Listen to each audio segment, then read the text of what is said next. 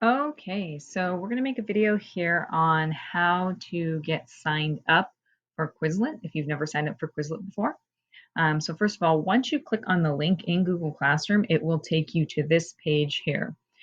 So again, if you have never signed up, you're going to go ahead and click sign up. If you have signed up for Quizlet before and you already have a Quizlet account, then you'll go ahead and go to login. But for today's demonstration, I'm going to show how to sign up. So I'm going to go ahead and I'm going to click on sign up. You are going to click on continue with Google. And it's going to prompt you to sign into your Google account. You will have your school Google account here that you will select. And then it's going to prompt you for birthday information. FYI, there are rules about signing up for this if you are under the age of 13. So keep that in mind when you sign up. So sometimes it's good to make sure that your birthday matches that information so that you know that you're going to be able to sign up properly. Otherwise, like I'll show you, for example, if I were to put, I'm just going to do a made up birthday here. We'll say August 6th. And if I say 2008, it's going to ask you, prompt you for your parents' email. So that means your parents are going to be notified with an email in order for you to sign up. So you won't be able to do so without their permission. So in order to not see that, you'll see you have to go to at least 2007. So keep that in mind when you're putting in your birthday. 2007 is the date or earlier, so 2006, 2005, 2004, anything along those lines if you want to sign up without it sending that email to your parent or guardian. As far as your username, it's very important that you include your first and last name somewhere in the username in order for me to be able to access your information. So I always use Stan Smith as my example. Now you'll see that that name is not available. That username is already taken. So it'll give you some suggestions about how you can modify that so that you could still have your first name and last name as part of the username. So I'm going to be like, okay, you know what? I'm going to try 1-8. Nope, that's not taken. That one's taken. So I got to try something else until I come up with something that works. I'm trying to find like combinations of numbers.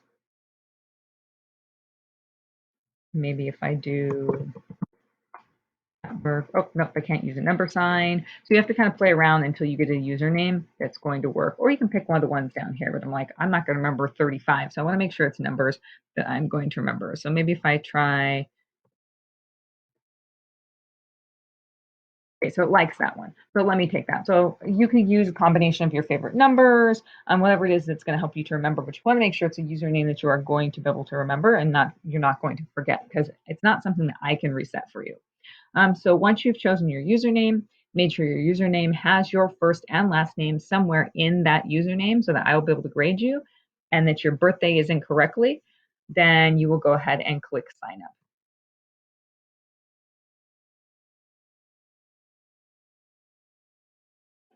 And this is where it's very important that you click this join class because if you don't click join class, again, you can still do the assignment, but I will never see it and I will never be able to grade it. So it's super important you hit that next step, clicking join class, because once you have joined the class, then it will take you here and now you are a member of period 2 p.m.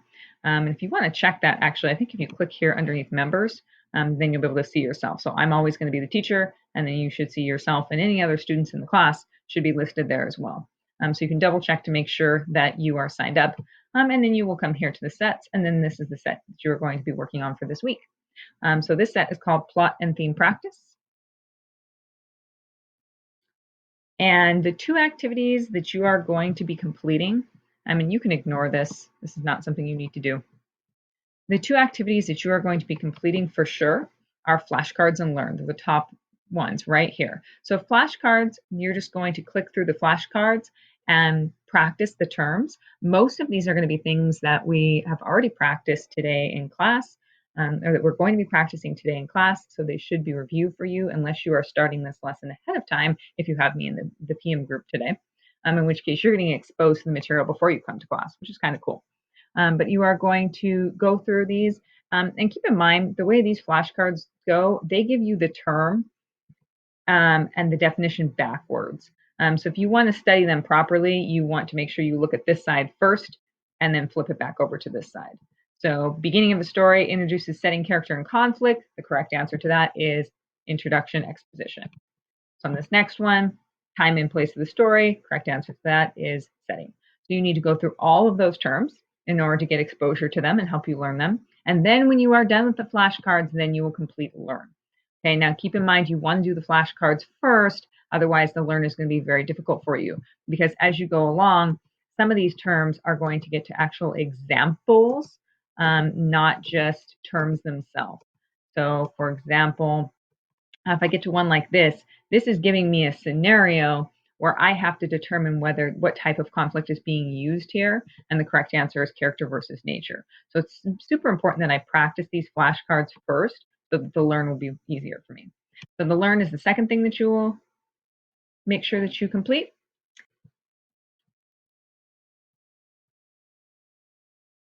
You want to continue to free. Okay, don't do any of these try it extra things that might cost you more money. Always do the free versions. And then it's going to have you go through and practice the different terms. So you're going to say, got it. And then it's going to give you questions. Some of them are going to be multiple choice. Some of them are going to be fill in the blank.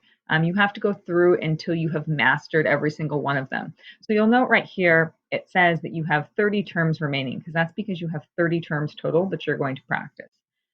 This will tell you when you're getting better with them, but this is the number that you want to pay attention to right here. This one that says mastered. So you want to go through all of the questions until this here says that all 30 terms have been mastered. I'll show you what that looks like on my other slide over here, my other page over here.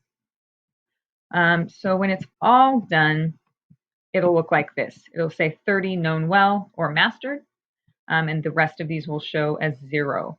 And then it's super important from there that you make sure you click this button finish. Okay, finish. You want to make sure you click finish because that's how it sends the information to me so that I can grade it and I see that you have completed the learn. Otherwise, it won't show as done on my side.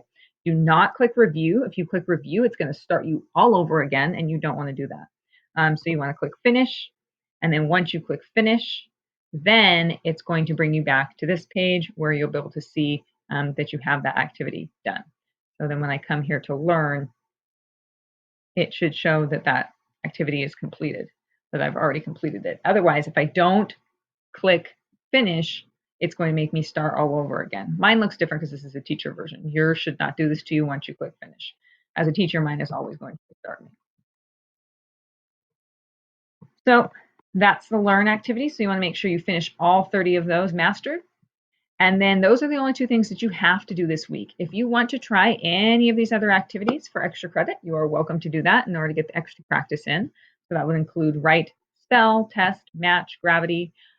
Just know that you have to complete them in order for them to show up as having been done on my side so that I can give you the extra credit. So if you start one and don't finish it, I won't be able to give you that extra credit point. And I think that pretty much covers it. So this is how you get signed up, and this is how you are going to use your Quizlet.